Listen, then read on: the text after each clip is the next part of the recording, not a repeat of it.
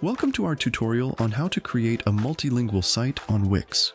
This feature allows you to easily present your content in multiple languages, ensuring that visitors from around the world can fully engage with your site. To begin, add Wix Multilingual to your site either from your editor or your site's dashboard. In your site's dashboard, navigate to the Wix App Market. Search for Wix Multilingual and add it to your site. Alternatively, within your editor, click on Add Apps on the left side. Search for Wix Multilingual and add it to your site.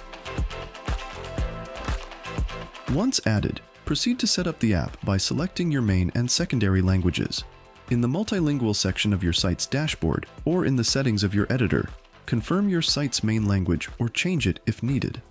Then, select a flag to represent the language on your site and add your secondary language.